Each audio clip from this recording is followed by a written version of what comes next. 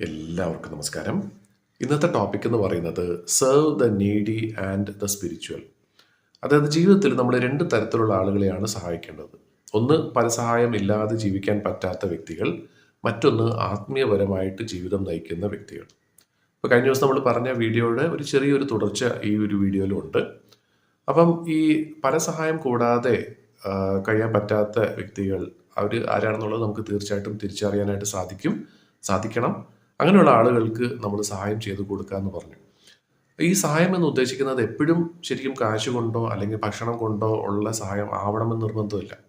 ഒരുപക്ഷെ ജീവിതത്തിൽ വിഷമം അനുഭവിക്കുന്ന ഒരു വ്യക്തിക്ക് ഒരല്പം സന്തോഷം കൊടുക്കുക, അല്ലെങ്കിൽ പ്രോത്സാഹനം വേണ്ട വ്യക്തികൾക്ക് പ്രോത്സാഹനം കൊടുക്കുക, അല്ലെങ്കിൽ സ്നേഹം വേണ്ട വ്യക്തികൾക്ക് സ്നേഹം കൊടുക്കുക. അങ്ങനെ ചെറിയ രീതിയിലാണെങ്കിലും സഹായം തീർച്ചയായിട്ടും അവർക്ക് വലിയ ഒരു കാര്യം തന്നെയായിരിക്കും. അവർ പ്രതീക്ഷിക്കുന്ന ഒരു കാര്യമായിരിക്കും, അല്ലെങ്കിൽ അവർ ആഗ്രഹിക്കുന്ന ഒരു കാര്യമായിരിക്കാം.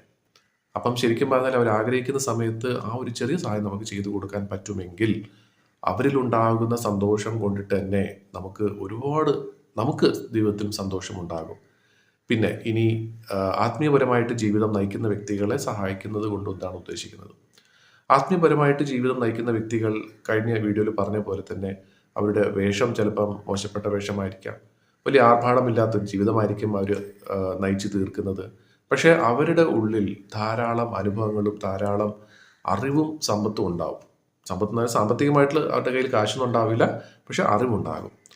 അപ്പം അങ്ങനെയുള്ള ആളുകളെ നമ്മളെ സഹായിക്കുന്ന വഴി അവരിൽ നിന്നും ആ അറിവ് നമുക്ക് പകർന്നെടുക്കാനും സാധിക്കും.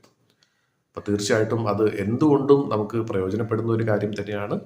അപ്പോൾ ഈ പറഞ്ഞ രണ്ട് കൂട്ടരെയും, അതായത് പരസഹായം ഇല്ലാതെ ജീവിക്കാൻ പറ്റാത്ത വ്യക്തികളെയും അതേപോലെ തന്നെ ആത്മീയപരമായിട്ടും ജീവിക്കുന്ന വ്യക്തികൾക്കും വേണ്ട സഹായം, വേണ്ട എന്താ പറയുന്നത്, ഒരു ആദരവ് ജീവിതത്തിൽ നമുക്ക് കൊടുത്ത് അതുവഴി നമുക്ക് ഒരുപാട് കാര്യങ്ങൾ, സന്തോഷപരമായിട്ടുള്ള കാര്യമാണെങ്കിലും അല്ല അവരുടെ അറിവാണെങ്കിൽ പോലും നമുക്ക് പകർന്നെടുക്കാൻ സാധിക്കുന്നുണ്ടെങ്കിൽ ധാരാളം നമ്മുടെ ജീവിതത്തിലും മറ്റുള്ളവരുടെ ജീവിതത്തിലും നമുക്ക് ധാരാളമായിട്ട് മാറ്റങ്ങൾ ഉണ്ടാക്കാനായിട്ട് സാധിക്കും. അങ്ങനെ എല്ലാവർക്കും അങ്ങനെ സാധിക്കട്ടെ എന്ന് ആശംസിക്കുന്നു.